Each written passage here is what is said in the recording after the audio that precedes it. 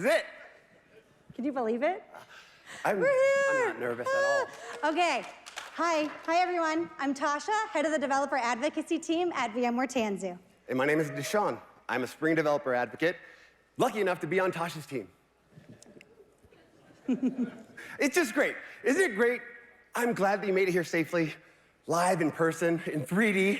Yes. I love it. Yes. Are you jazzed? I am. I'm jazzed. Like, it's good. It's so nice. It is. It's really, really nice. Thank you all for being here. We're very excited. We do have friends who are tuning in online, so hello. Hi, Mom. Hi, you. Whether you're here in person or online, please make sure you use the hashtag SpringOne. Hashtag SpringOne. Mm-hmm. We're going to learn a bunch here. This morning, you'll hear what the community has been working on and get a look at what's coming next for Spring. You're going to see what VMware is doing to help you develop, operate, optimize your Spring apps. Let's get started. I'd like to bring to stage Purnima Padmanabhan, Senior Vice President and General Manager of the Modern Apps and Management Business Group. Yeah, Purnima.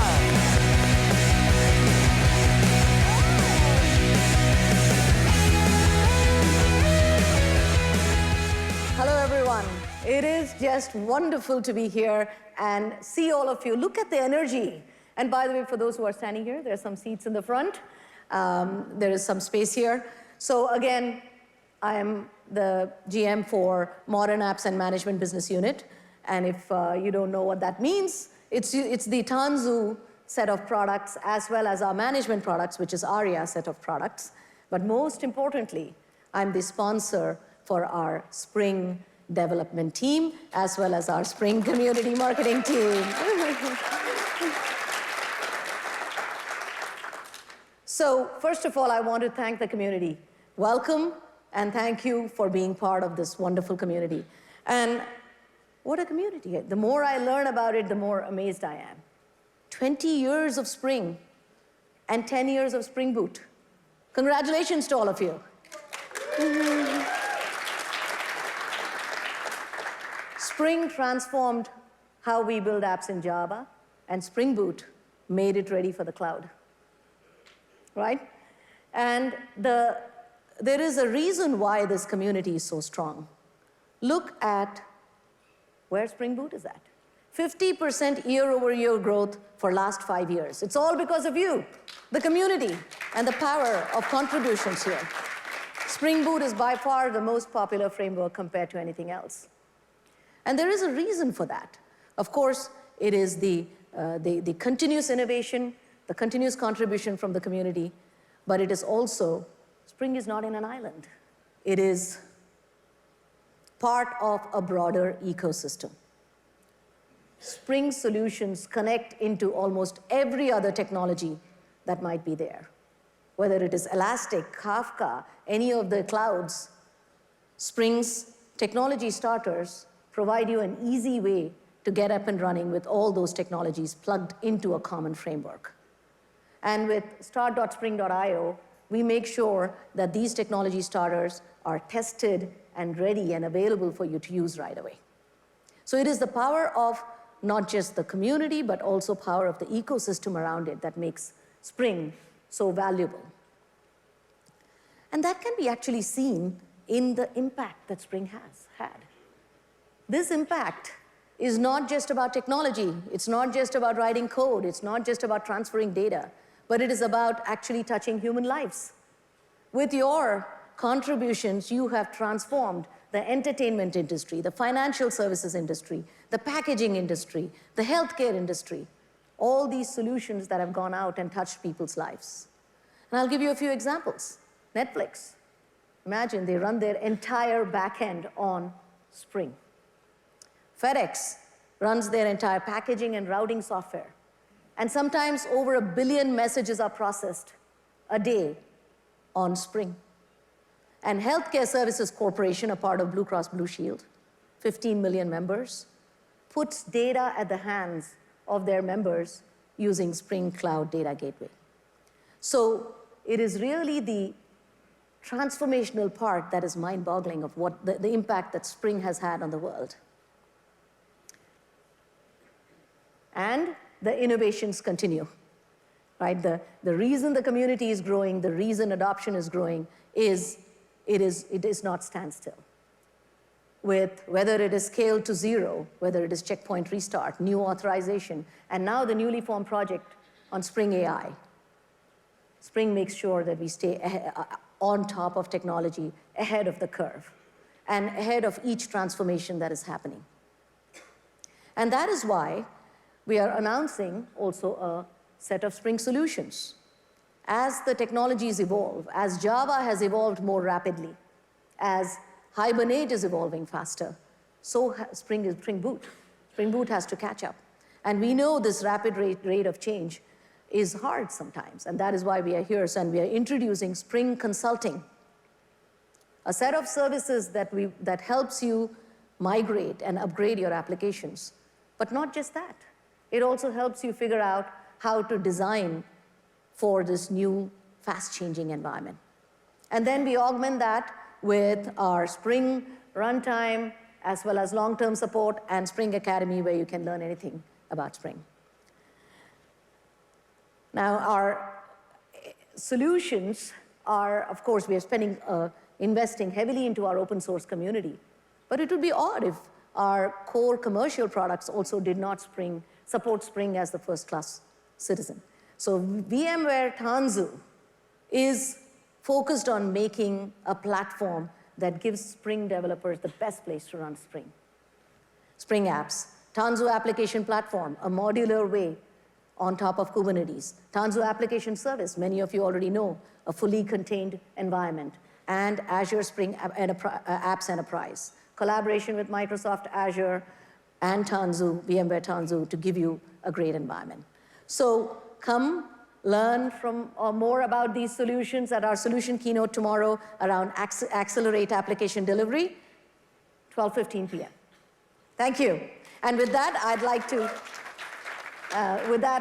to introduce Juergen Hoeller, who's a friend of the community and one of the originals. So on to the video. Remember the early 2000s? Mobile phones being common, but still clunky and heavy, and primarily used for phone calls? The internet becoming really popular for everyday use, but primarily on desktop machines? Web pages being based on HTML with just little bits of optional JavaScript? Java applets as a rich client technology for web applications? But also Java establishing itself as a technology stack for the server-side part of web applications, through the early days of servlets, JSPs, and what used to be called the Java 2 Enterprise Edition, also known as J2EE, with XML configuration being state-of-the-art and no annotation capabilities in the Java language yet. Looking back, the Spring Framework project was founded in 2003 and is therefore turning 20 already. The framework grew out of a seminal book that Rod Johnson completed in late 2002 called Expert One-on-One J2EE Design and Development. Along with others, I convinced Rod to turn it into an open source project on SourceForge, promising that we would share the load of managing and evolving it together. A year later, Spring Framework 1.0 became generally available and was very well received right from the start. And as that promise turned out on my side, I've been supervising every Spring Framework release over those 20 years, up to the present day. In 2003, the Java open source landscape was in its infancy. Tomcat and Hibernate were still young, and struts dominated the web framework space. Early versions of Spring were commonly used as a service layer underneath struts, despite offering a web framework of its own. But rather soon, Spring MVC became a preferred choice. Spring applications of that era were often deployed to application servers, such as WebLogic or WebSphere, but also took advantage of the portability to lean web servers, such as Tomcat or Jetty. Spring provided deployment flexibility and a straightforward upgrade path, with a strong track record of backwards compatibility already. A few years down the line, Spring turned into a wider array of open source projects, with Spring Security and Spring Batch and Spring Integration joining the club first, then Spring Data, and most importantly, the Spring Boot project in 2013, which turns 10 in its own right this year. Spring Boot became generally available a year later then, and quite radically changed the way Spring applications are commonly deployed, being the preferred entry point for the Spring Framework programming model and the wider Spring portfolio in the meantime. The Spring community clearly fell in love with it, and so did we. Speaking about the Spring community, none of this would have been possible without our great community. So many people providing contributions over all those years, be it in the form of bug reports, enhancement suggestions, or GitHub pull requests. So much valuable feedback shaping our programming model and our upgrade paths from so many different domains. So many other projects integrating with Spring over so many years already, having become a part of the ecosystem and adding a lot of value in their own right. So many people attending our conferences and sharing their experience with us. A huge thank you to all of you. We are all in this together. Gosh, is it really 20 years already? Celebrating such an anniversary year here with the 20th anniversary of the Spring Framework open source project and the 10th anniversary of the Spring Boot project? Adopted by a supportive community of millions of developers across the globe? It is a great pleasure for me to see how far we've come and how much of a constant factor we have been in the ever-changing Java ecosystem. It is an even greater pleasure to see how strongly the Spring ecosystem and the Java ecosystem overall are pushing forward in 2023 and beyond, with Spring Framework 6 and Spring Boot 3 leading the way. Now, please welcome to the stage Dr. David Syer and Josh Long to celebrate 10 years of Spring Boot. Off we go.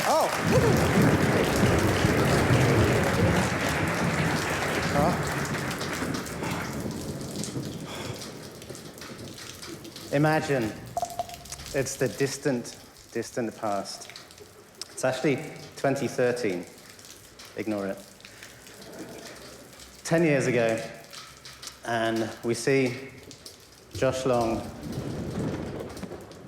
He's a lost soul, my friends, in a wilderness of application servers, XML, and good knows what else. What have you got there, Josh? Oh, Doc, I've been working on this app. I'm trying to keep track of all the different legends that have contributed to the various Spring projects over the years. And I'm using Spring Framework. It's working, but there's a morass of XML, and there's a bug in there somewhere. And the cycle time deploying to my application server every time is just daunting. It just takes forever. That's horrible. I don't know what I'm looking at or why. How do you actually deploy this application? Well, mission control, right? So what? Actually, why don't you show us how it works? okay. Well, there's a wiki page with 500 easy steps to production, and I remember that. and so I use this script. Do you want to see the script? No, I don't want to see the script. Okay. Just run it. It's a script, ladies and gentlemen. This is a. Where do you think it works? On his laptop. Yeah. Only on my laptop. On Tuesdays. Let's see if it works. Oh, there we go. Okay. Ah, wow. Look, it works. And there's Legend. me. Yeah. And you're in there as well, I guess. Yep. Somehow. Awesome. So So you've got some pain. I've got some pain, and it's 2013. too much. And myself and Phil Webb and a bunch of other people on the Spring team, we've been working on something. It might help you. Go on. It's called Spring Boot. Oh, is that for bootstrapping? Yeah, bootstrapping. That's a good analogy. Yeah. So there's this website we built. It's called start.spring.io. Yeah. Yeah, you can try it out. Sounds Actually, silly. but because we're in a time machine, you have to try start100.spring.io. See that? I can do that. Oh, this, ladies and gentlemen, this is. Oh, that's so cool. We resurrected it. It's like a Frankenstein's monster or something. But this is great, right? This is from actual 2013. I looked it up, downloaded the code, made very few changes to it because I had to. Anyway, so you can select a few checkboxes, you can download a project, and I reckon, even using the code from back then, you can take your Java code in your crummy little app, you just copy that into the generated project, and throw away all the XML. How does that sound? Okay, I'm going to use this script called S1 to migrate everything to the new code base. Here, run a script. I've got everything here. You can see the code. Okay. There's the Java code. Okay, that's your code. Right. With its request mappings, et cetera, et cetera. Okay, what else have you got? The generated code, let's see the generated code. Okay, the generated code, what is there to see? Oh, there's an application.java. Is that what you're talking about? Ah, see. So all that XML we threw away, one annotation. So, okay. Public static void main even. Right, and you've got a main method. And personally, I think that was one of the biggest, most important things we did in Spring Boot 10 years ago. Very important. We got rid of the application server, basically. So you can now run this from your IDE. Well, wait, Dave. In a minute. Well, okay. I'm looking at all my... There's no I'm looking for my XML. XML, and all I find is my pom.xml. Oh, yeah. And So what are these? There's that. Okay, so that's another thing we did. We added dependency management features, which turned out to be more successful even than I thought they would be. I mean, like, it was my idea, but I didn't think it would actually work. It did. It worked, didn't it? Yeah. Okay, so let's see. Well, that was 2013's, right? So what else did we announce in 2013 at SpringOne? Well, The website. yeah. Spring.io, the actual website, was a Spring Boot application. And we launched it at SpringOne 10 years ago, actually in September probably. And Chris Beams was on the stage, remember? I do. It was amazing. And he deployed the application live, on air. Yeah. And he explained that we'd done this. We built a Spring Boot application to keep us honest, basically. So to keep the framework team aware of the problems that the users were having, we built an app and we put it into production. Right. So Chris is no longer a colleague, but I bet he's still in touch, isn't he? Yeah. Oh, yeah. See? He's happy. Look at that. He's happy. We asked him, what do you think about Spring Boot? And this is what he said. Yeah. He was on vacation. Well, he challenged us to So let's run stay it. relevant Let's 10 run years on, and we did Run it. it. So use your oldest possible Java that you can find. Ancient, yeah, okay. I Run noticed this. that was Java 8, which actually wasn't released until 2014. So we have now jumped in our time machine to 2014. Okay, there we go. And it works. I think Nice. we need fireworks or something. Nice. There should be fireworks. Yeah, I agree. Should be This- fireworks. Special. Very good. Okay. All right. So, what should we do? Should we I want to see the future. want to see the future? Yeah. Oh, right. So we'll go forwards in time in our time machine. We'll go through Spring Boot 1 releases. 2015, we had Spring Cloud. And then eventually 2018, we got to Spring Boot 2. Yeah. Where do I go? And I think you'll find start200.spring.io on look the at that. internet. There's the old version from 2018. And if you click at the bottom, switch to the full Yeah. version, you'll see all the new features we added. Lots of new Loads things. and Look at loads that. of stuff, eh? Wow. Spring Cloud. All these that check stuff. boxes. What else did we do? In Spring Boot 2, we also added WebFlux support, right? And reactive programming. Reactive, yeah. That was a big theme. So why don't you do the same thing? Download the project. Okay. from here. We got all these cloud things too. Yeah, but just forget about that. Just Okay. stick to the plot, right? Let's see here, MongoDB, web, actuators if you want. Okay. Generate. Do the same thing, unpack it, run your little script to copy the code over. Copying the code over, launching the it. code over into the app there, right? Okay, so has anything changed? Well, there's the application. Yeah, it's a the little different. Look application's at a that. little bit different. Do you remember that? Yeah. That was before Spring Boot 2. That was like in 2015 or something. We Right. brought that in. But yeah, that's one new thing. Right. And I mentioned WebFlux. Right. I love WebFlux. What was your favorite feature? My favorite Spring Boot feature 2. from this era is, it's obvious. I mean, we had demonstrated a profound commitment to the amazing art of animated ASCII art. And so I think you can see that here. Profound commitment. It's great, but you didn't run it in the IDE though. You ran it on the command line. Why did you do that? I didn't run it inside of the IDE because, first of all, it doesn't render correctly, and also they added a checkbox to disable the banner. It's optional, but I did protest at some point. I went on the internet and I cried, and I got this great response from Jan Sebron, who works at JetBrains, and he says, I shall distribute a patch that fixes this to the correct behavior, and then it says here. Yeah. I'm sure that'll get merged any day now. I don't know. I'm waiting for it to happen. All right. Let's see if the app's working. Okay. Make sure. So, okay, the software is localhost legends. There we go. Looks that. Working. Fireworks or something. Yeah, fireworks, I think is fair. It works. Okay. Okay, so going forward in time a bit more? Yep. Where to now? I guess we go Spring Boot 3, right? Okay. So 2022, another 4 years. Seems quite regular, actually, doesn't it? 2022. So do you reckon you can get away with Java 8 here? We'll try. I've got a feeling.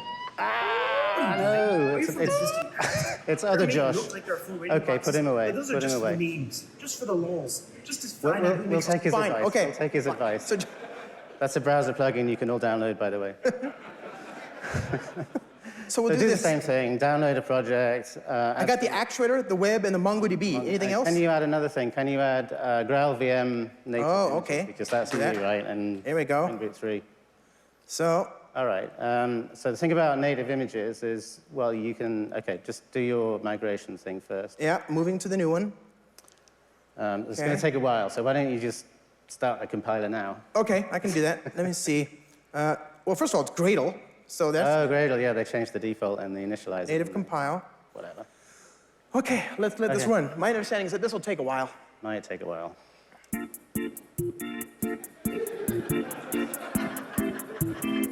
You hear something? Yeah. Actually, this is the problem, Doc. These compilations take so long that I've gotten to the point now where even when there is no actual music playing, I can kind of hear it in my head. And it's a problem that it's enough that I sit there sort of bored waiting for it to finish. And I even went and I said, hey, wouldn't it be great if everybody could hear elevator music? So I went to Oracle and I said, Oracle, buddy, please play elevator music during the native image compilation process. And I got some great responses, but my favorite one is this one from Fabio Niepaus. He's a doctor, like you, one of my favorite doctors, like Doctor Who, Dr. Seuss, Strange, Syer, and Subramaniam. And he says, thanks for the request, but it would only fix the symptoms. Anyway, he continues, I have prototyped a -- Josh Long mode. So this is what that would do. You go native image, Josh Long mode. It would then print out music brought to you by Josh Long. It would play the music. It's an image, but you can take that for granted that would be there. And then you're still bored. You want something to look at, so then it would print out this, which I think is, that'd be great. And again, I'm sure that'll get merged any day now. It's going to be soon. Yeah, right? then we just have to add it to the Spring Boot plugin. or Right. something. Okay, Any the day. music's finished. It was probably finished. Okay, yep, there it is. See if it works. Huh? that was fast. Look at that. Blazing fast and Did it very little RAM. actually- Yeah. And it's working. Should we check? Yeah, oh yeah. Oh, well, no, test if it works. What craziness. Ah, look at that. Hey, fireworks or something. Fireworks indeed. It's perfect, All right. Doc. It's not quite perfect. You're missing something. Am I? What do you mean? Yeah, you have a database there, right? I do. See that? Yeah, so how do you run the database? Remember that 500 easy steps to production I talked about earlier? There's a whole chapter on how to set up the database.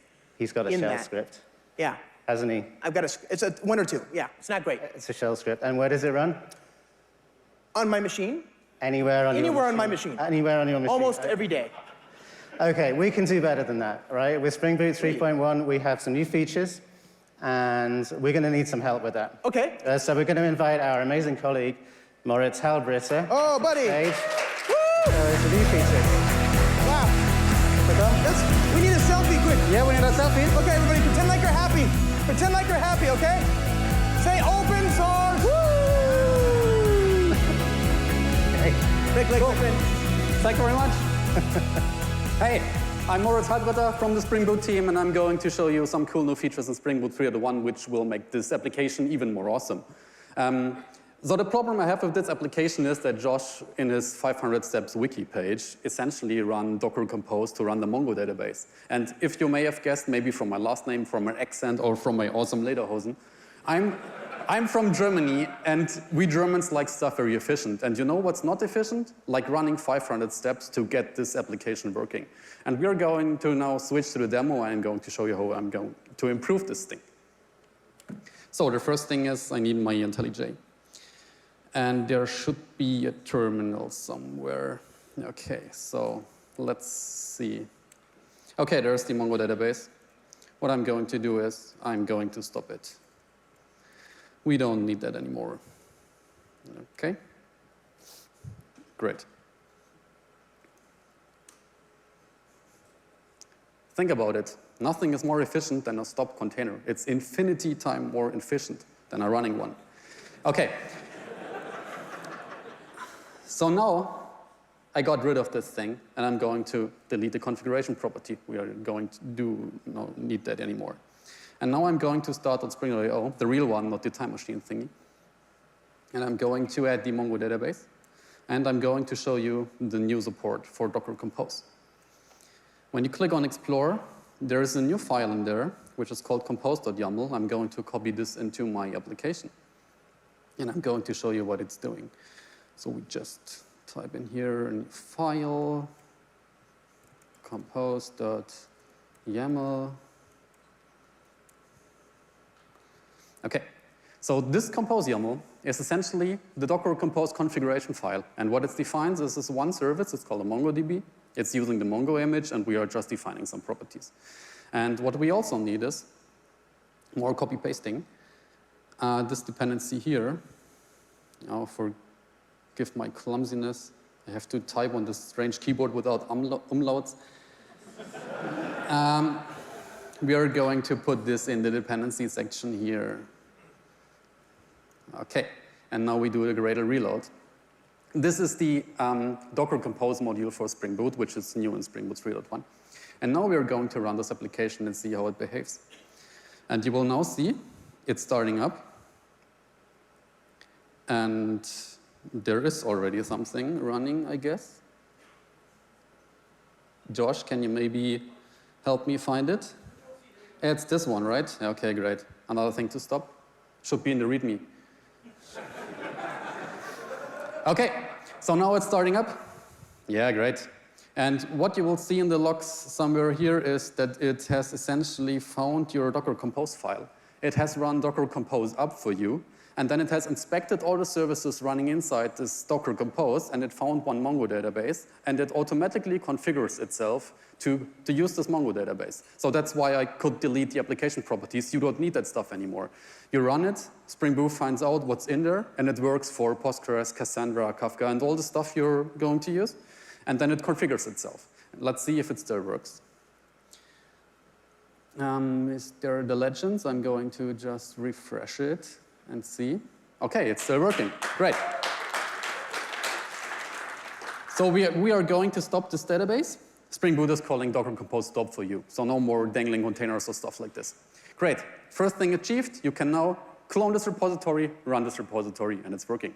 But we've got another problem, which is this test here. If I'm going to run this test, it will eventually time out, because the problem is this test still assumes that there is a Mongo database running inside the Docker. And it's not any longer there because I just deleted it. So what I'm going to do now, I'm going to put a new feature in there, which is called test containers. So I hear you say, well, Moritz, test containers is not new. Test containers is not new, but we improved it. So first, let's copy the dependency stuff for test containers into the IntelliJ. Down there, doing a reload. It's essentially the dependency for the test containers from Spring Boot and then a test container thingy itself. And then I'm going to test containerize this test.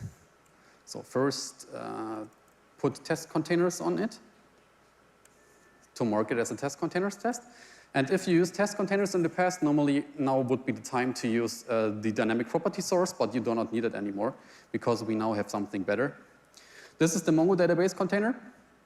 And it's annotated with add-service connection. And add-service connection is essentially telling Spring Boot, hey, Spring Boot, if you run this test, please configure yourself to use this Mongo database test container and then run a test.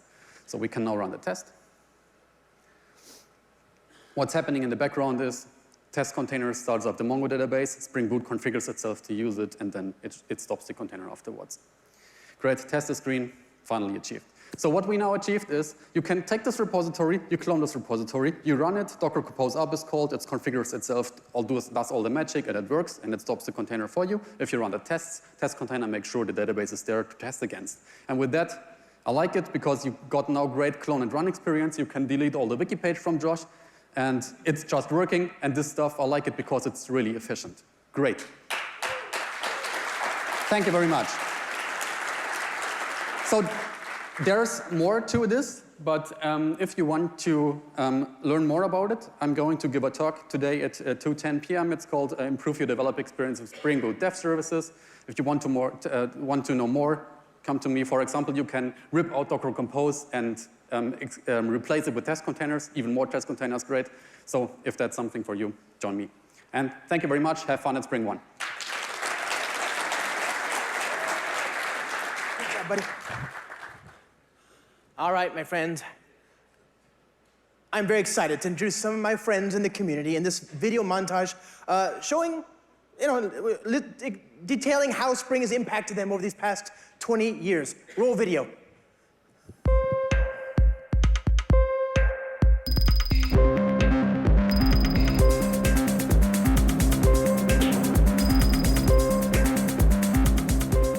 Hello, my name is Matt Rabel, and I'm a longtime user of Spring. I started using it way back in Spring 1.0 when I integrated it into my AppFuse project, and then I, migrated to a CG Security and started using Spring Security when that came out. And when I started using it with Spring Boot, oh my goodness, right? So much simpler, and it's just been awesome to work with their OAuth support and their OpenID Connect support. I've been using that and writing about it on the Okta developer blog and now the Auth0 blog for several years, and it's just been a real joy. And we use Spring Security in JHipster a lot as well, both for JWT support as well as OAuth support, and it's just works every time. So I really appreciate everyone that works on the project, contributes to it, and helps make my life easier, and everyone that uses Okta a lot easier as well. So thank you all. Spring defined for me what great developer experience is.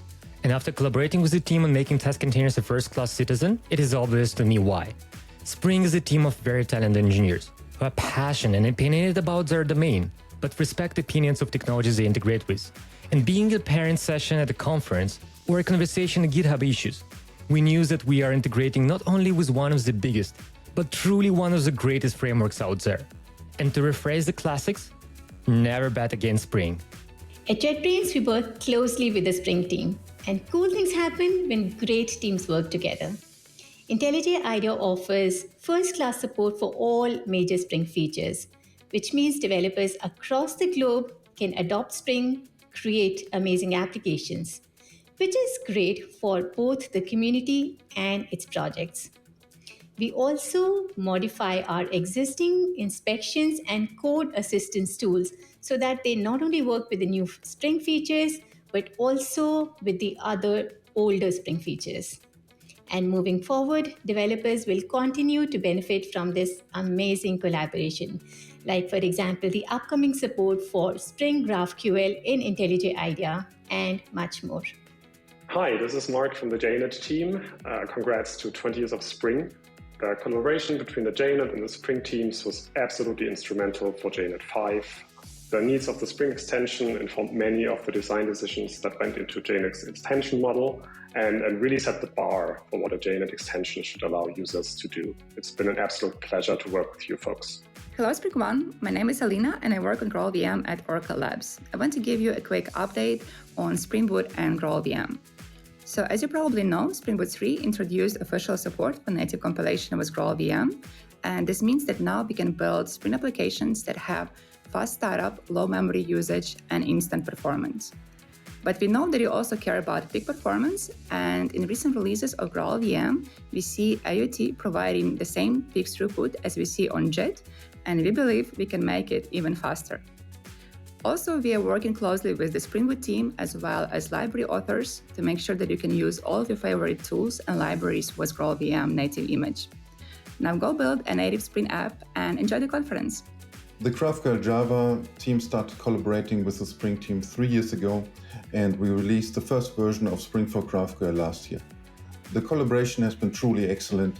The Spring team took their time to understand GraphQL and GraphQL Java to produce a seamless integration into the Spring ecosystem. We even improved GraphQL Java itself, which was not necessarily expected. We continue to work together in order to improve and maintain the integration.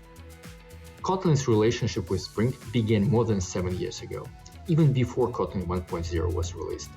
We do many things for Spring developers in Kotlin. We even added new syntax to the language to write arrays and annotations in a concise way. This relation goes both ways. Just as JetBrains supports the Spring development community, Spring team supports the Kotlin community with documentation, extensions, and tools. Programming with Spring in Kotlin is fun. We'll work together to ensure this experience will be even better in the future. Hi, I'm Trisha G. I'm a developer advocate for Gradle. I love Spring. I love the Spring community. I've been involved with working with Spring for a very long time, since the beginning. And what I love about it is that from the very beginning, the focus was on openness, transparency, educating people, learning, documentation.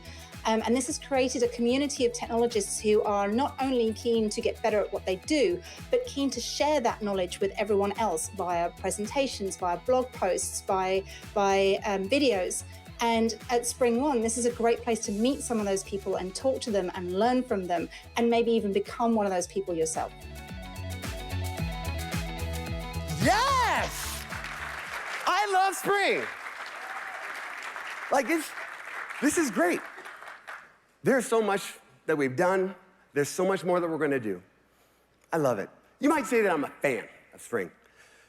If you've ever paid for something, there's a really good chance that you've used Fiserv's software. Fiserv is a global provider of payments and financial institution technology for millions of customers daily.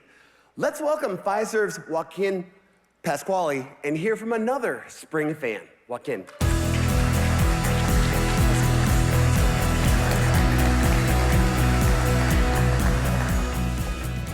Good morning, everybody. When I was asked if I want to talk about Fiserv and what we do with Spring, I was thinking of the comedy series Silicon Valley, which I watched a couple of years ago. And there were several occasions where somebody was standing on a stage like this one and was talking about the great software they're writing. And they always ended up the words, to make the world a better place. So that became a running gag throughout the series. I found it very funny, but then when I thought about it, it's actually a very honorable goal to have.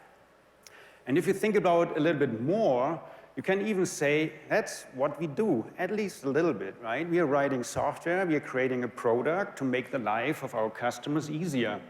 We kind of make their world a better place. So today I want to talk about Fiserv and how we make the life of our customers easier. Fiserv is not a very visible brand for the end customers. But with 40,000 plus employees, we're actually a pretty decent-sized company. We provide software in the acquiring and in the issuing world. If you want to translate that very, very simple, you can say, in the acquiring world, we enable customers, merchants, to accept credit card payments. In the issuing world, we write software for banks. We do this pretty successful. We have billions of transactions every year over our system. We have touch points to nearly every US household. 4 out of 10 credit card transactions in the United States are processed over Fiserv. We have 1.4 billion accounts on file. So how do we do this? It's very simple. We write software. You can compare this a little bit with an iceberg where the customer only sees the tip of it. You might have seen the Clover station, which is a very famous point of sale or short POS from Fiserv. But normally you just see the brand of our customers. For example, if you order a donut or a burger over your mobile phone or you check your online account. Below the surface / the Fiserv API, there's the ecosystem of Fiserv products. And the merchants and the banks are choosing and picking from what they want to use, the AP they want to integrate into.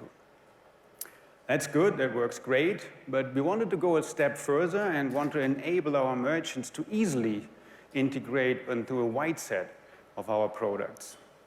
And that's why Fiserv has created Commerce Hub. Commerce Hub enables access to comprehensive suites of integrated commerce solutions over a single entry point. Now our merchants can do a simple sale transactions, or they can do a very complex payment flow. One of the weird names here on the slides you can see is BOPIS. BOPIS stands for buy online and pick up in store. So that's a more complex flow we have. Coming to the architecture, there are 2 factors which have been critical for the success of Commerce Hub. The first one is a federated development model, and the second one is a Commerce Hub framework itself. I don't want to talk about the federated development model too much today, but I want to say this. If you integrate so many products and so complex software in one gateway, you should not do this by putting this on the shoulder of one project team. You would have created a bottleneck right there. Instead, you want to enable the products to integrate themselves into the framework. That requires collaboration, and collaboration requires you to speak the same language, and the same language we have is Commerce Hub. The more interesting part today is the Commerce Hub framework. We decided to write the framework itself in a unified development model, and we decided to use microservice architecture based on Spring Boot and Project Reactor. So why did we do this? I have to say that Spring is an excellent choice for this mission-critical product. It is very stable and reliable. I mean, 20 years. Wow, 10 years Spring Boot, great. We have the skill sets in the company, Java, Spring, as well as there's a lot of knowledge out there in the market for it. That's great. Testing is another very important access for us, of course, for the quality of the application as well as for the federated development model. And Spring has an excellent test support, as you also have seen from Moritz. They're extending the support release by release. We are doing testing on every single layer. Unit testing, component testing, integration testing, as well as end-to-end testing. Automation is also a very important part for us. If you develop a complex software like Commerce Hub in a microservice architecture, you very fast have a huge amount of deployment units, which you want to deploy very frequently. And of course, automation is the only way to handle that.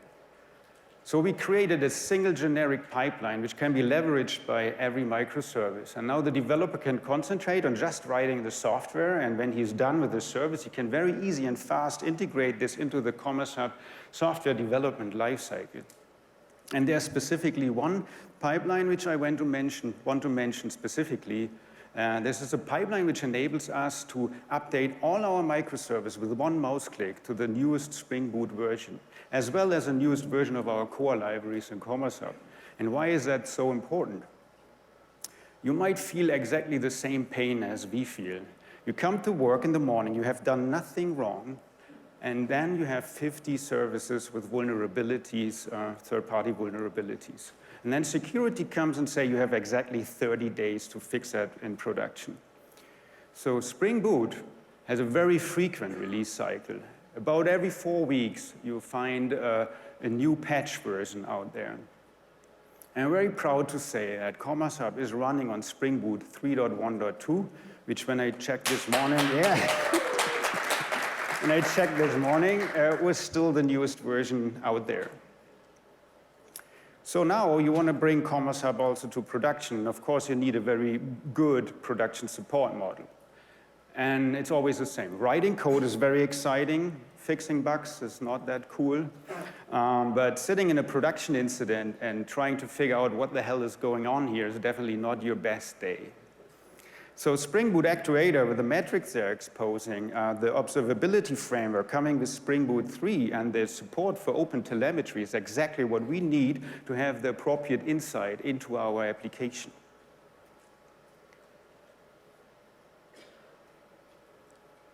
We have monitoring, we have alerting, and then on top of that, we have something which we call auto-healing. So auto-healing, you can develop or implement complex and easy. It's a circuit breaker pattern where you can say if system A is not reachable, go to the next system. For example, in Commerce Hub, if the Kafka streaming slows down or is even not available, we push all our data into the database. We cannot lose your data.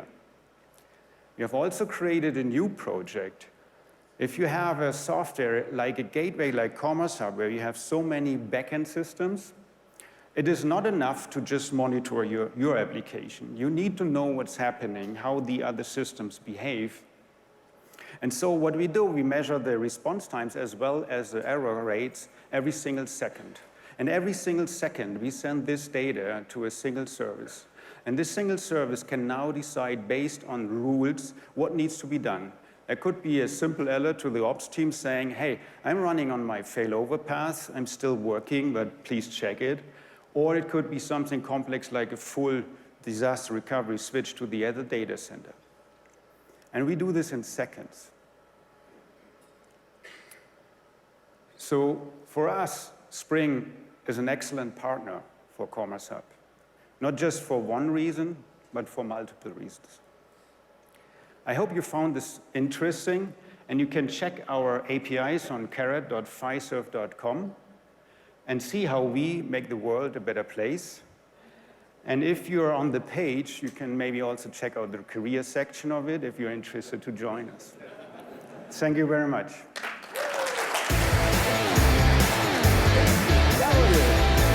That was something.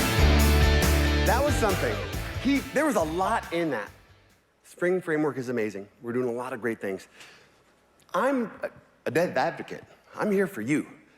But being in a spot where you've got a framework that's taking care of a lot of the things, you've got a team that's delivering updates so that you can just focus on getting things to production, and you've got a path to production that looks like that, I want that for you. That's amazing, so thank you. This is great. We're doing good things, but now let's move it forward a little bit. Let's hear a little bit about how the community is moving forward from one of our co-founders, one of the Spring co-founders, Juergen Hoeller. Looking ahead, it is my pleasure to introduce Spring Framework 6.1 as the next generation of the core framework. In addition to a revision of Spring's web support and Spring's data binding and validation, this release is strongly driven by 3 forward-looking infrastructure themes at the JVM level, which we're going to explore a bit further. Spring Framework 6.1 embraces the latest Java and JVM innovation in 2023. First and foremost, the upcoming JDK 21 as the next long-term support release of Java. Of specific interest are virtual threads and the new process snapshot approach in the form of checkpoint restore for the Java virtual machine, all becoming generally available in 2023. JDK 21 comes with many enhancements across the board. For the Java language itself, we got record patterns and pattern matching for switch now. The core collection library comes with a new arrangement for sequenced collections and sequenced maps. The JVM runtime platform introduces a garbage collection revision. And last but by no means least, there's virtual threads. Spring Framework 6.1 fully supports JDK 21, with the baseline remaining at 17, but 21 being a first-class citizen at runtime now, in addition to support for the regular JDK releases in between. We expect JDK 21 to become a very attractive upgrade path for Spring applications, even more so than JDK 17, due to the accumulation of so many developer experience improvements, as well as new virtual machine capabilities, in an LTS release. With the choice of 2 long-term support generations of Java and several JDK distributions with specific feature sets and support policies, the deployment options for Spring applications keep looking very bright. As for virtual threads, this feature used to be known as Project Loom and is being taken out of preview for the JDK 21 release now. In a nutshell, this is about a lightweight threading model, with threads scheduled by the JVM and dynamically attached to operating system threads whenever they are ready to process. The operating system threads, also known as platform threads, are effectively never blocked, in particular not during I/O operations. This arrangement is a great enabler for better scalability of typical imperative Java applications. In particular, it promises a new degree of scalability for Spring MVC applications with JPA or JDBC data access. And it is a great fit with imperative HTTP clients, such as Spring Framework 6.1's new REST client. Overall, JVM-managed virtual threads potentially allow for significantly higher scalability with the same resources, or simply for the same scalability with a smaller footprint, reducing the number of operating system threads required for certain workloads. We expect such a lean setup to be beneficial for many Spring applications. Checkpoint Restore is a new JVM capability for taking a checkpoint at runtime, storing a snapshot of the current process into a checkpoint image, and then restoring from the checkpoint image for further bootstrapping purposes. This has been developed by Azul Systems as Project CRaC, with CRaC standing for Coordinated Restore at Checkpoint, based on the Linux CRIU capability. The same approach has been adopted by Amazon for AWS Lambda Snapstart. Checkpoint Restore is a compelling approach for the immediate startup of Spring applications on the regular hotspot JVM, shortcutting the cold start or even taking a snapshot of a fully warmed up application. Spring Framework 6.1 integrates the CRaC callback model with Spring's lifecycle management, providing a straightforward path for lifecycle-aware Spring components to participate through their stop and start implementations. The goal is to make sure that there are no open network sockets or file handles at the time of the checkpoint, and to restart such activities after their restore step. The latest Java language features and the promising capabilities of virtual threads and checkpoint restore become a part of the Spring Toolbox now, next to other recent platform innovations, such as the new GraalVM edition, which will soon be available for JDK 21 as well, and Kotlin 1.9 as the latest generation of the Kotlin language. Of course, the wider Java ecosystem still needs some time to embrace the power and the possibilities, but also the compatibility rules and the limitations of those technologies. Spring Framework 6.1 provides a strong foundational alignment for the Spring ecosystem towards the goal of empowering the Spring community to adopt virtual threads, checkpoint restore, or GraalVM native images wherever it makes sense for a specific application. As usual, Spring Boot will investigate integrated stack options on top of Spring Framework 6.1, and we also invite everyone to explore custom stacks in custom scenarios. I hope you'll be able to enjoy some of those new technologies in your environment in the near future. Please welcome Cora Iberkleid to the stage to talk about virtual threads.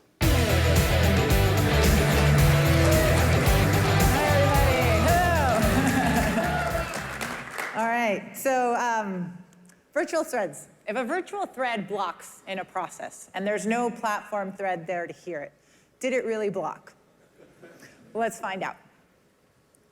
So operating system thread schedulers are really great at enabling many logical OS threads to share CPU time. And one of the tricks that they employ is to unmount blocking or waiting OS threads so that the CPU can be dedicated to active tasks. Now, there's no way to apply that kind of strategy to the Java platform thread level. A Java platform thread is a thin wrapper on an OS thread, and when the Java platform thread blocks, the OS thread blocks, and they're both stuck in this waiting game until the call returns. So you can compensate for this by adding more Java platform threads to your application, but you're still limited to the number of OS threads on the system, so eventually you need to add more hardware. In contrast, virtual threads are loosely coupled with platform threads, and there's a new JDK scheduler that will mount virtual threads to carrier platform threads when they're active and unmount them when they're blocking. This is in imperative-style code bases, of course, like WebMVC. So, of course, you can, so that means that the blocking stays at the virtual thread level, and it doesn't cascade down into the platform thread or the operating system thread. Now, again, you can compensate for those blocked virtual threads by adding more virtual threads, and the beauty is that in this case, you can create an extraordinary number of additional virtual threads at very little cost. In fact, virtual threads are 3 orders of magnitude lighter and faster than platform threads. So this means that the JVM can literally create millions of them and give you an illusion of infinite concurrency. So let's look at the demo. We're going to be using Spring Boot 3.2, Java 21, and Spring MVC. We have a controller with a call to a backend API that, by design, introduces a delay. And this is a synchronous I/O call, so it is blocking. And you'll notice that, as a bonus, we're using the new REST client that Juergen just mentioned, along with a REST client builder. And another bonus, I'm going to be using test containers for development time to start the backend API, similar to the demo you just saw with Docker Compose.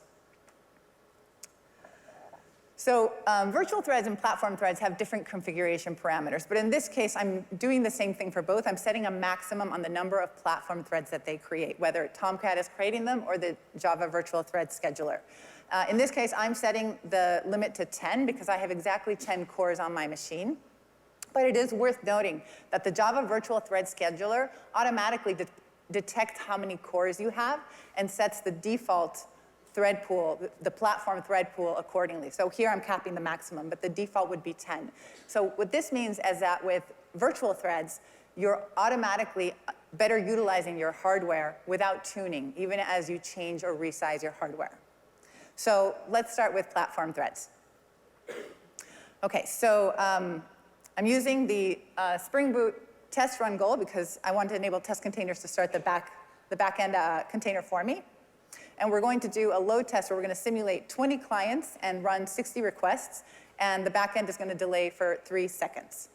So in the best case scenario, this load test would finish in 9 seconds, and in the worst case scenario, it could take 18 seconds with no other sources of latency. You can see in the log files we have regular threads, and the exec number is not going above 10. And we should have the results shortly. You should see 18 seconds. And a good number of requests are taking more than 2, 3, even 4 times the expected response time. So that's a lot of latency.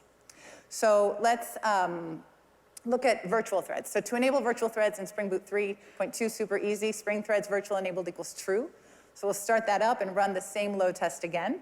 And in this case, in the log file, you'll see that we're using virtual threads, and the worker number is also not going above 10. And so we expect the results to be exactly 9 seconds. So every single request completed in 3 seconds, and the total is 9. So what that demonstrates is better throughput with the same hardware. So the question is, can we get away with equal throughput with less hardware? So we're going to limit the number of platform threads to 1 that the Java thread scheduler can create, and then we'll just rerun that test. We'll start the application back up, and we'll repeat the same load test. And in this case, if you look at the log files, you'll see that the worker thread number is not going above 1. And so we should see shortly 9 seconds, so same performance. So really, virtual threads enable you to do a lot more with less. Yeah, amazing, right? Yeah. It is super exciting. So support for virtual threads is growing in Spring Boot, in other Spring projects, and of course, we're going to see over time growing adoption across third-party dependencies in the whole Java ecosystem. So I ask you again, if a virtual thread blocks in a process and there's no platform thread there to hear it, did it really block? Well, I'm going to leave it to you philosophers to figure that one out. On a practical note, if your app is CPU intensive, then you may be better off with traditional thread pools. But for imperative code bases with concurrent blocking or the scatter-gather pattern, then virtual threads will give you better performance with a smaller footprint. So, and of course, most importantly, how easy Spring Boot 3.2 makes it to enable this new scale of, new order of scalability. So that's all I have for you on virtual threads, but I encourage you to catch Spencer Gibbs' talk later today on a new Spring Web MVC gateway, HTTP gateway, that will take advantage of virtual threads. And on a personal note, I just want to thank Madhura Bave, Andy Wilkinson, Dan Vega, and Jason Fordham for their support in putting this material together. And so that's it for virtual threads. But switching gears into serverless. There's been a lot of talk about serverless over the past few years. So let's take a look at what's happening in Spring with serverless. I'd like to welcome Oleg Zhurakousky and Mark Sales to the stage from Amazon Web Services.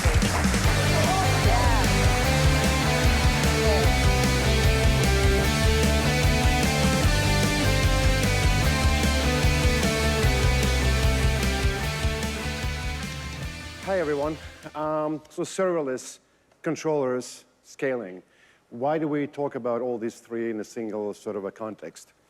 So here we see a typical controller. I use controller loosely here just to describe a Spring programming model to implement web workloads. These workloads typically run on application servers such as Tomcat, Jetty, and so on. And historically, estimating capacity, planning, provisioning, management, cluster configuration, these tasks were really painful for us, the developers. We kind of didn't really care of doing them that much. And what made things even more complicated is that, these web workloads were pretty fluid. Sometimes there are spikes, sometimes there's downtime, all depending sometimes on time of the day, geographical preference, region, and many other factors. So it would be nice if we were to have slightly different, so in other words, it would be nice for us to have a way to do for infrastructure the same thing we do in Spring for our development things. Yeah, absolutely, and that's where AWS Lambda can take away a lot of the infrastructure pain. AWS Lambda is a fully managed compute platform. You bring your code to the platform, either as a zip file or a container image, and we will scale the platform from dozens of requests a day to hundreds of thousands of requests a second. It's all built to be highly available and fault-tolerant by default. So what you're saying, Mark, is that serverless platforms such as AWS Lambda provide an ideal environment to eliminate a lot of these infrastructure concerns. Yeah, exactly. Just like Spring is helping to give back productivity to developers, AWS Lambda is helping you to get rid of some of those architectural and scalability concerns, allowing you to focus on your business logic. All right, this is great, Mark. And I'm glad to say that it is possible today, for example, when you have a framework like Spring Cloud Function, which is one of the Spring frameworks that promotes development of business requirements as Java functions. And here you see an example of typical Spring Cloud Function application. And the interesting thing about Spring Cloud Function is that you actually writing Java functions. It's not even Spring related, right? But what we provide is the various different set of adapters and adapters that will take and instrument your function for different type of runtime. So for example, since we're talking in the context of AWS, these type of functions, this function that you see right now on the screen could easily become AWS Lambda without you actually knowing a lot of the intricacies of the AWS Lambda API. So here's an example, a graphical representation of what I just said. So here you see that AWS Lambda, we see like a typical deployment of Spring Cloud Function as AWS Lambda in AWS. In fact, the same exists for like Azure and Google Cloud Function. So you have we have a typical Java function wrapped with the AWS adapter, and in this case, API gateway from AWS invokes it via the JSON, and Spring Cloud Function does the rest, and everything's fine. So in other words, all you need to do is write a function, right, Mark? Yeah.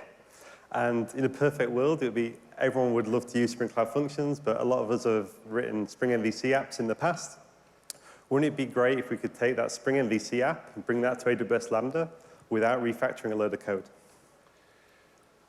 So I'm glad you mentioned this, Mark, because as you know, actually, you guys already start doing that. There's a project called AWS, correct me if I'm wrong, AWS Serverless Java Container that existed for several years, where you made the first attempt to bring Spring web workloads onto the AWS Lambda. And recently, we started collaborating on this project, and the AWS Serverless Java Container take on the new turn, because AWS guys, they really know their AWS stuff, just like we Spring guys, we really know our Spring stuff. So what we decided to do is kind of help each other. Where right now, and I'm putting to a different graphical representation. So what we did, we decided to split the workload. So now Mark and his team within the thousands of AWS engineers are only handling the AWS stuff. In this particular case, you guys would configure, you change, Yeah. So from version 2 of the project, the AWS team now take the request from API Gateway. We turn that into a servlet request, and then we pass it on to the Spring team to integrate with Spring Web. Right, so basically we handle all things Spring, and they handle all things AWS, right? And unfortunately, we don't have time to go through it all, but there's a breakout session in a couple of hours. We'd love to see you there to go through more of it. Yep.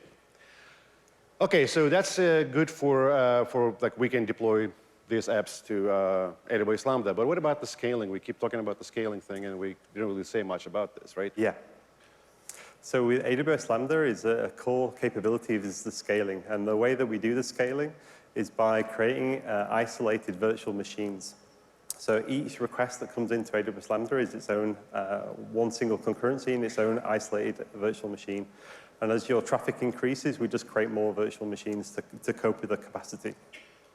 So the more you need, the more we provide just in time. All right, so basically, if I don't use my app, if nobody's using it, then I don't have to really pay for it, not have to worry about the resources or anything else like that, right? No, we pay by the millisecond. So, okay, well, that's great. So let's say I'm in a downtime, but now somebody hits my website. So I'm assuming there's some type of latency that comes with it, right? Yeah, absolutely. There's a few more extra tasks that we need to do every time we create a new execution environment, and AWS is heavily investing in this area. So last year, in November, we launched a new feature called Lambda Snap Start, which allows you to take a snapshot of your application once it's deployed.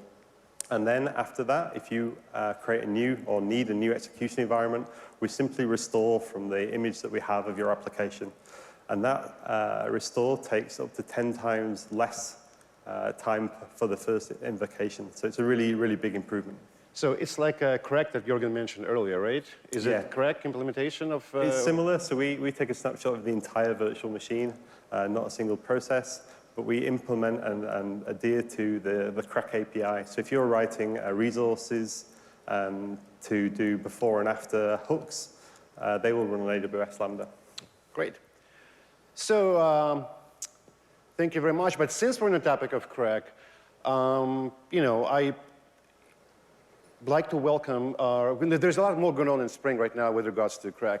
And to talk to you about this, I'd like to welcome on stage our friend, our colleague, Violeta Georgieva. Thank you so much.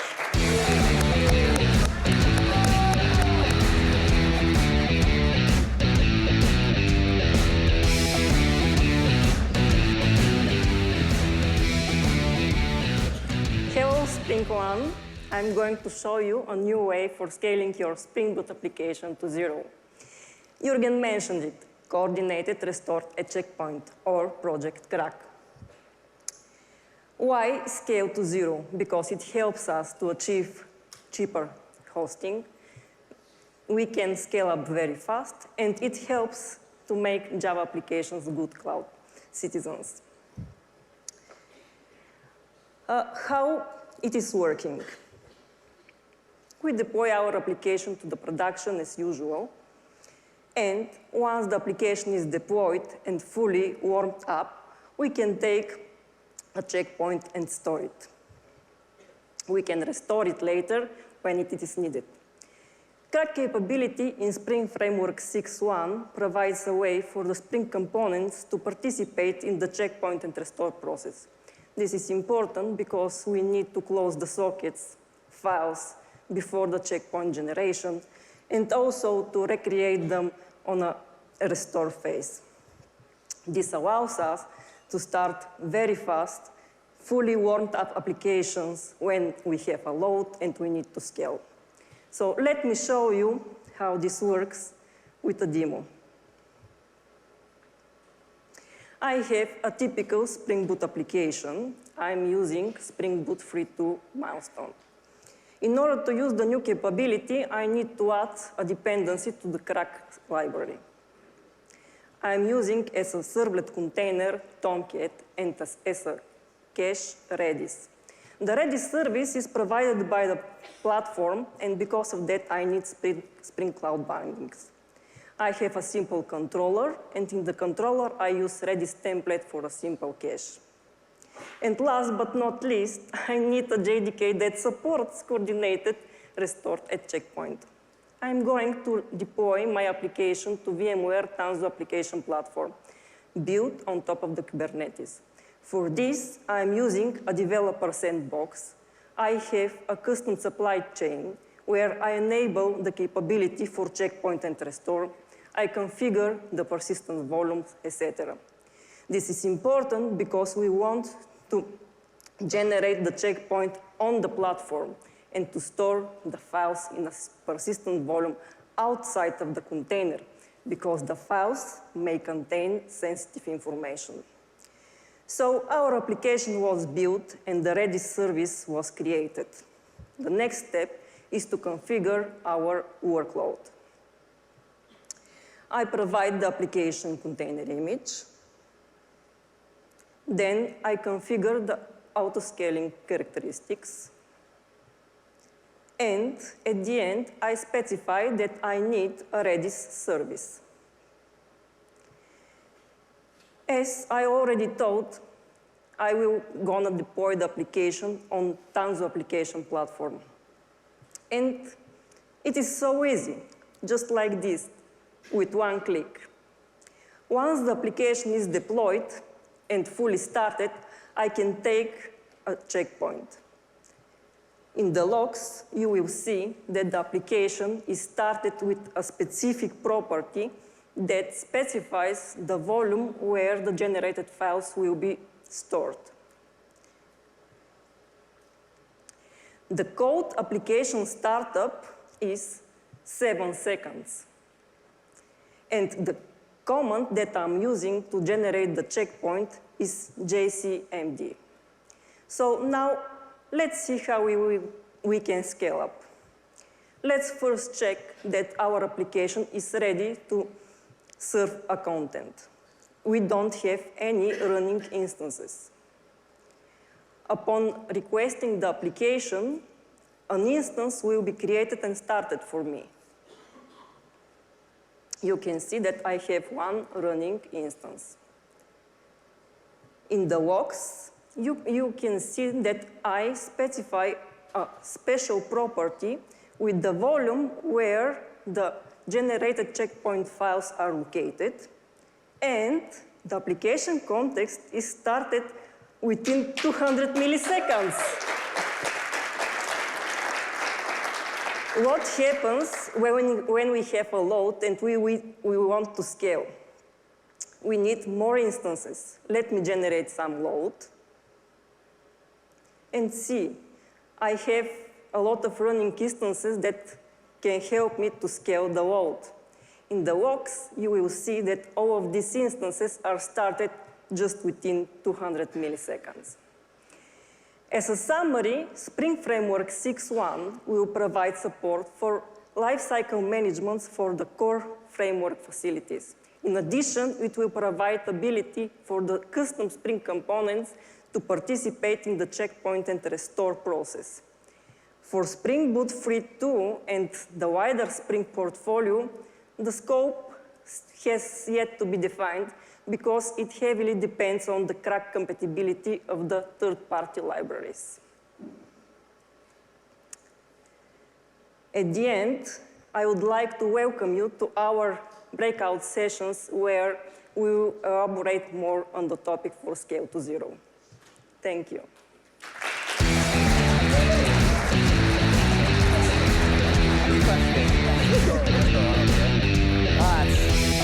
So good.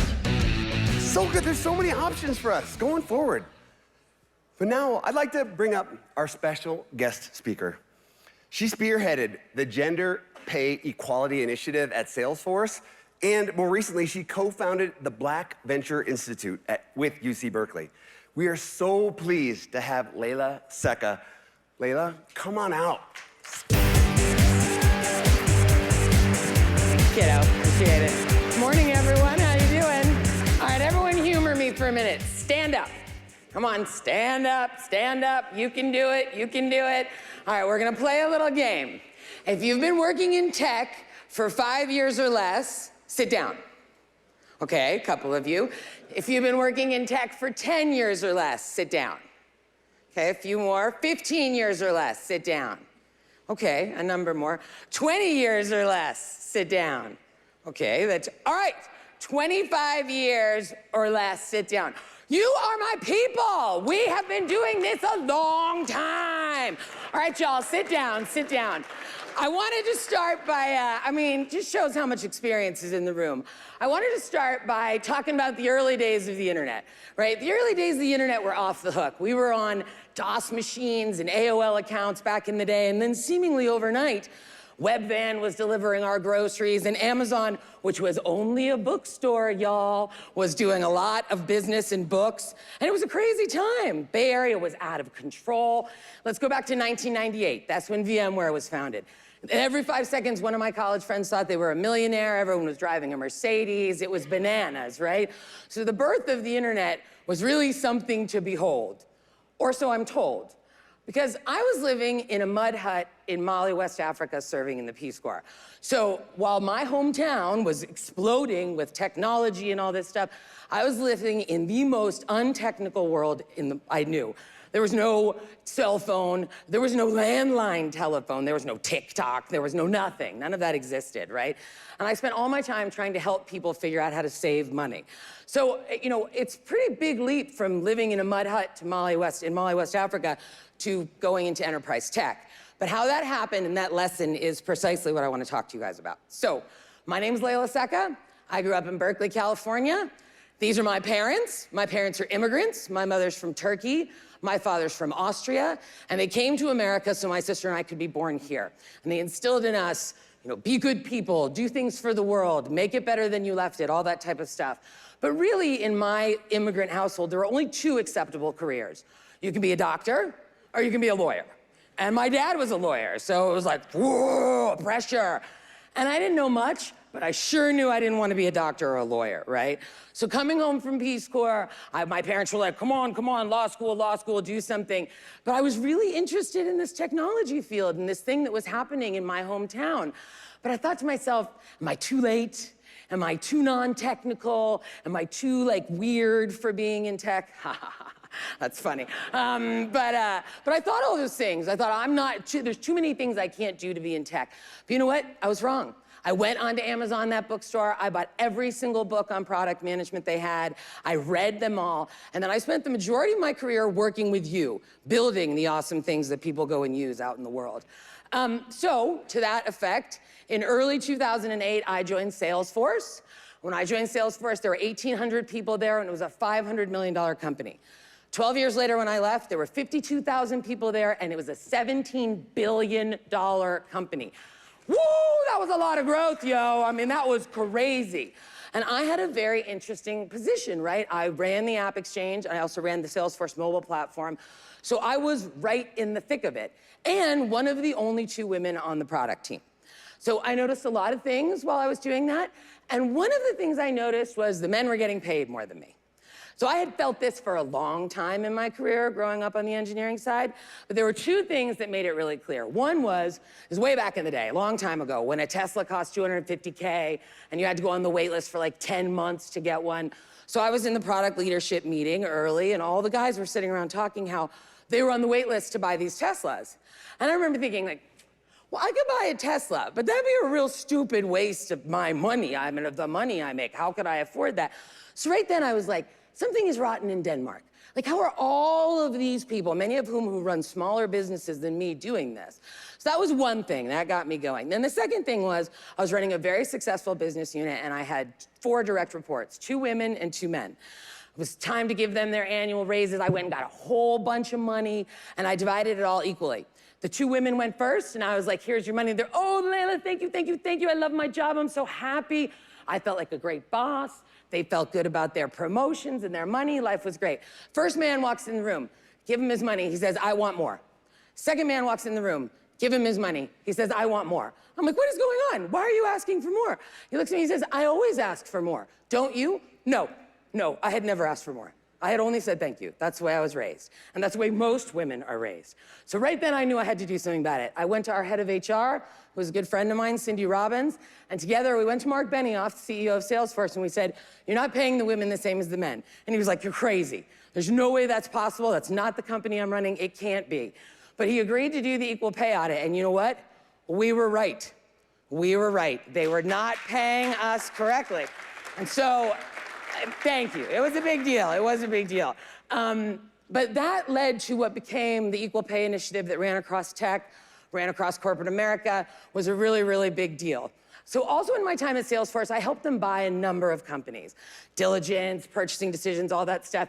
And I would watch as the normally white male founder would join Salesforce, stay for 2 years, and then leave, become a venture capitalist, and surface a host of opportunities to my male colleagues, but often never to me. So when a friend of mine called me and said she was going to start a venture fund focused on getting female operating executives into venture, I was like, I'm in. I left Salesforce and I joined her. She was raising a $20 million fund.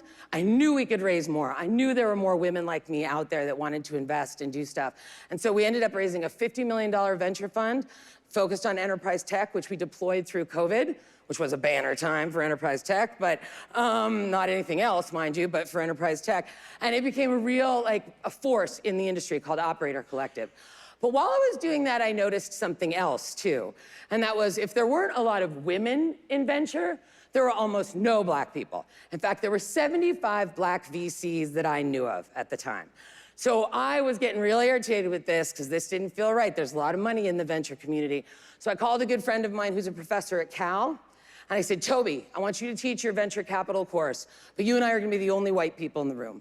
We're gonna bring 50 black executives through this course twice a year, and we're gonna teach them the ins and outs of venture capital. We're gonna introduce them to all the people in venture capital, because it's a scene, and we're gonna make it so that they can decide if they wanna get involved in this or not. So we built together what is called Black Venture Institute. We needed money to do it. Salesforce very kindly gave us money to do that, and we partnered with another organization called Black VC. And to date, we have put through 6 cohorts of fellows in Black Venture Institute and graduated over 300 people, many of whom have started funds, are investing on the side, angel investing, working together, but really opening up the venture ecosystem to more than just the typically white male folks that had been dominating that. Thank you. So, you know, a lot of people would have said, Leyla, on the equal pay, you're being too crazy. In fact, they did. A lot of people, when we were going around, this is too risky for the company, you're being too brash, you're being too bold. When it came to Black Venture Institute, people were like, you're too white to do this, that you're too young in venture to do this, you don't know what you're doing. So pretty much the point of my talk is, all my life, people have been telling me I am too something. Too loud, too obnoxious, too aggressive, too chubby, too whatever, right? And I'm sure you've felt this too. You're too introverted, you're too strong, you just think too mildly, like all these different things. The reality is, people say you're too something to put you in a box so that they can better understand who you are. It has nothing to do with you most of the time. I mean, my favorite was people used to say to me, Leyla, you're too Leyla. What the hell am I supposed to do with that? What am I supposed to, what? I'm too me? I certainly hope I'm too me. My point being that people are gonna put you in a box. They're gonna tell you you're too something, too big of an idea, too small of an idea, too quiet, too loud. Do not listen to that. You are not too anything. You are not too old, you are not too young, you are not too anything. You can do whatever you want, and when you really believe that and you're really true to who you are, you end up not just impacting your life, but the lives of so many other people like I did. So let me tell you, I'm so excited for what you all are gonna build and for this conference in general. You're ballers, go out there and build something that changes the world. Thank you very much for having me. Thank you, VMware. Have a great conference, y'all.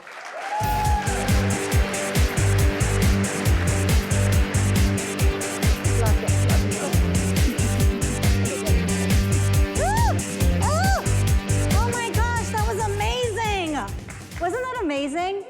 Oh. I'm not crying, you're crying. Loved it, so inspired. Whew. Okay, that was amazing. Thank you, Leyla. I've been lucky to be a part of this community and see that drive to change in action every year.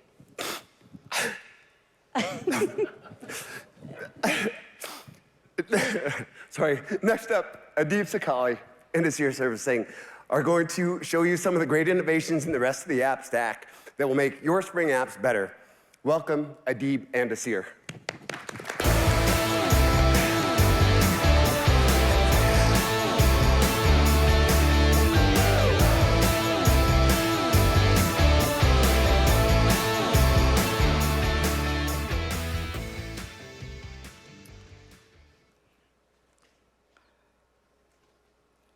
When Spring Framework launched, it simplified app development, inspiring app servers to innovate, which caused a positive feedback loop that increases developer happiness.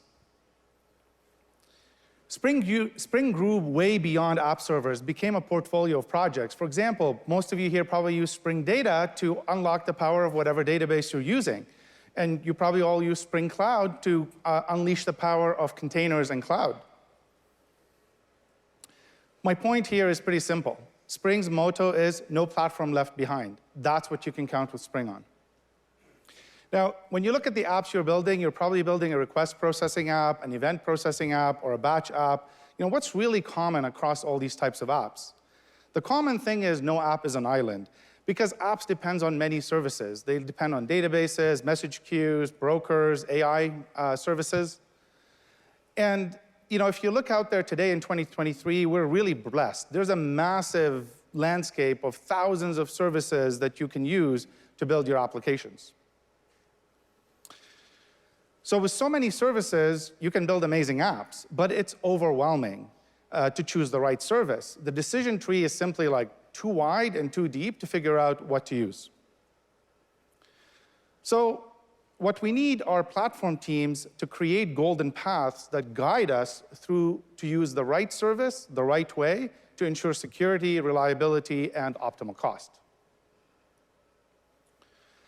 So that raises the question, which platform is best for building a golden path? Now, the best platform is app-aware. It identifies your app type and self-configures to meet your app's needs. For example, when the platform spots a Spring Boot app, it'll configure health, readiness probes, and using the actuator endpoints. Tanzu Application Service, Tanzu Application Platform, and Azure Spring App Enterprise are three amazing Spring App-aware platforms. Since 2014, Tanzu Application Service, TAS, has been running mission-critical applications. Its essence, here's my code, run it in the cloud, exceptionally Spring Cloud friendly. TAS is based on Cloud Foundry and runs on any IaaS. Just remember, CF push. Tanzu Application Platform, TAP, is a Kubernetes native solution. Its guiding principle is, here's my code, run it on Kubernetes for me. I don't care how, but my platform team does. TAP allows platform engineering teams to fine-tune how Spring runs on Kubernetes. TAP is the best pick for Spring on Kubernetes. Azure Spring Apps Enterprise, a joint venture of Microsoft and VMware, offers native Spring support on Azure.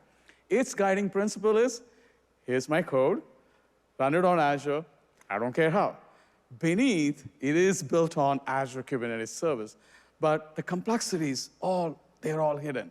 It integrates Spring Cloud and Tanzu components. We're going to dive in and let us see a Spring-aware platform in action. Imagine you're a developer, you work for an online sports store. A big part of what you sell, bikes and bikes accessories. Acme Fitness Store is built using applications written in multiple languages. Spring Cloud Gateway routes incoming requests to the front-end apps or the back-end apps. The APIs are written in Spring, Python, and .NET. All the components of the system are deployed to Azure Spring Apps Enterprise. It uses Postgres database to store business state and Azure Key Vault to store secrets. Azure Active Directory is used to perform single sign-on for authenticating end customers to the application. These are Figma designs. Now, here's something very interesting. E-bikes are getting super popular. They are very expensive, have cool features. And if you're a customer, right, you have a lot of questions about all of them. Your leaders, they want a smart AI assistant to help answer those questions. The goal? Help customers decide faster and place order. And your boss is showing all these designs for the AI assistant and ask you to make it happen. Great. You're good with Spring and you're good with JavaScript, but you have all this AI stuff and you're like, how do I do it? So you get into your IDE and you're like, look, I got to write me some JavaScript UI with a chatbot. I know how to do that. I got to add some Spring with some AI stuff, but I'm not really sure how to do that. So you look around, and luckily for you, because you've got a lot of the Tanzu stuff, you can head over to the Tanzu Application Accelerator plugin, and that's where you can find ready-to-use application architectures made by experts at your work. So you start out, you can see there that there's an AI accelerator. You pick the project name, you pick the package name. You can see that it's offering you patterns that you can implement, so you select question answering because that's what you're trying to implement. Your company is using Azure OpenAI, so we'll stay with that. You click Next, and you download the project. Now, once you look in the project, you see the README file's got some instructions. It looks like you should be implementing this thing called retrieval augmented generation. You're new to AI, but there are resources in here to help you as a developer figure out how to get your AI journey started. Let's take a look at the pom.xml. And look at that awesome thing. There's actually a starter from the Spring AI project to auto-configure connectivity to the Azure OpenAI. Now, if you didn't know, now you do. There's an experimental project called Spring AI. And this project is all about giving you portable abstractions for working with large language models in a Spring idiomatic way. You use it to quickly implement common patterns for AI interactions. It's fresh and it needs feedback. So give it a try and let us know what you like and don't like. Also, if you're looking to get into open source, this is a great project to contribute to. This is an example interface, LLM client. This is what you use to actually make your calls to the large language model. So using everything that's in the accelerator, you're able to implement the business functionality. And so now what you have is you've added to the Node.js the front-end AI experiences, and you've added this new Assist Spring Boot API, which is able to interact with Azure OpenAI to handle the processing of natural language interactions. Deploying your code to Azure Spring Apps Enterprise is simple. No Docker file, no Kubernetes YAML, just upload the code or jar. Tanzu build service within the Azure Spring Apps Enterprise manages containerization, and the service manages the rest. The best part, easy to understand. Less than a day, you'll know Azure Spring Apps Enterprise very well. It's a game changer for developers. The new Assist API is now up and running alongside other services that are part of the application. You can actually look into the app details as well. So once the app is up, you configure Spring Cloud Gateway to route traffic to the application.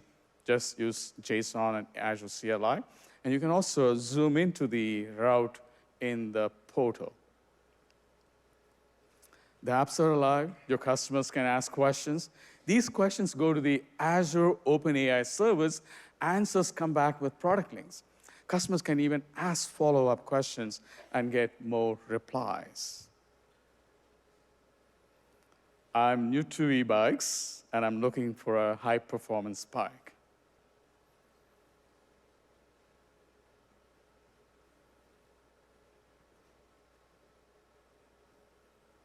How fast can it go? How far can it travel on a single charge? These questions we all have them, right?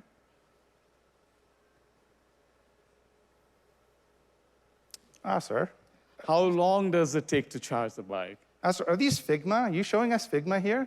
No, these are real. Let's put a code breakpoint and step through. That probably will explain most of what's happening here. Make me happy, please. Show me the code.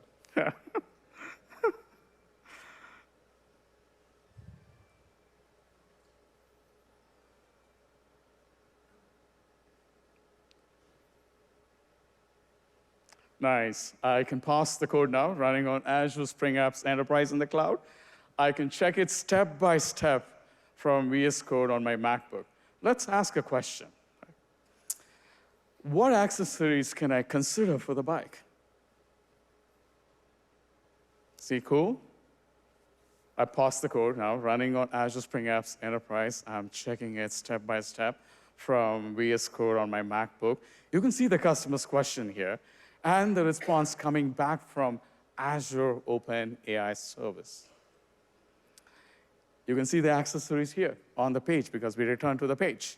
The customer picked an accessory, and they are convinced, and they're going to proceed to the cart. Right? So Spring unlocks the power of the new and emerging AI platform, and it helped unlock the power of Azure and lets you focus on business functionalities. The results, more items in carts, higher order values, and better sales conversions for this scenario. So now everyone is happy now. Now, if you're using Tanzu application platform on Kubernetes, you'll have a similar experience to what you've seen so far. You can use the application accelerators, write a simple workload YAML, and deploy it using the Tanzu plugin or the kubectl. You can remote debug and live reload the app using the Tanzu IDE plugin. So stop by our booth for a demo. So infuse AI into your applications. Get started today. Check out the code for this demo on GitHub and try it out. Make sure to join us tomorrow. We have a hands-on workshop to try out Spring AI. And on Thursday, we have a deeper dive on Tanzu Application Platform and Azure Spring Apps. So one more thing. Actually, we made 3 exciting announcements today. The first one is you can use Azure Savings Plan to reduce your cost by 20 to 47%. We are super excited to deliver this value. You can talk to your account team right away for the savings plan today, right? The second announcement is we enhanced Azure Migrate to be Spring Aware. We talked a lot about Spring Aware. So we enhanced it to be Spring Aware so that you can discover and assess and plan your Spring app migrations from on-prem to the cloud. This is available by the end of September. The third one, it's generally available today. We packaged all the best practices for building Azure Spring Apps environments into a landing zone accelerator for you. This will allow you to stamp out your dev, test, or production environments in 15 to 30 minutes. So remember, Spring is all about unlocking the power of platforms. With Spring App-Aware platforms, you get a great foundation for modernizing legacy apps and building cutting-edge new ones. Make sure to check out the Spring AI project to unlock the power of generative AI. Thank you. Thank you.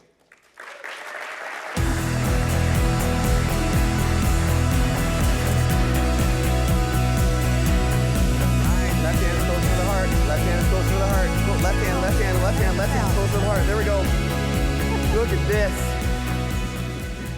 Oh. Yes.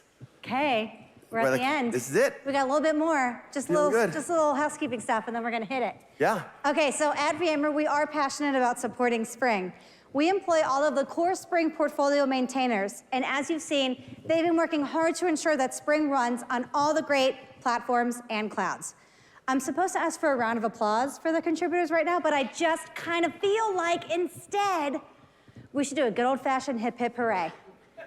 For the contributors. 3 hip hip. For you. 3 hoorays. Yes. But it has to be loud or it's gonna be like sad and like, it's gotta be loud. This. Are you gonna do it? I'm gonna do it. Okay, all right, okay.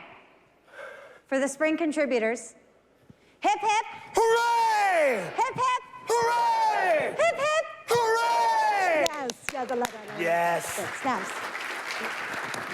Today you saw a lot of what's new and a lot of what's coming. We're doing a lot of stuff. It's great. And we have a lot of decisions to make. Yeah. I want to make sure that you check out the Spring Boot Migrator and the Spring CLI. On your path to production, VMware Tanzu is there to help. We're going to help you optimize, develop, deploy, run, manage, all those things. We're here to help. Yes. We do have a lot of great things that you could do this week. Breakout sessions, tutorials, workshops, meet the expert roundtables. Hands-on labs is put on by the Spring Academy. Really good stuff there. Make sure you check that out. You can also head down to the hub. There's a VMware community section. There will be some talks there. You can also go to the little Spring kiosk, get a little bit of swag, chit chat with the Spring experts. And also you can get Spring certified. Wait, I can get Spring certified here? There's all kinds of things. So many things. Amazing. This week, there are over 60 SpringOne sessions. There are over 700 VMware Explorer sessions, and you can go to all of them.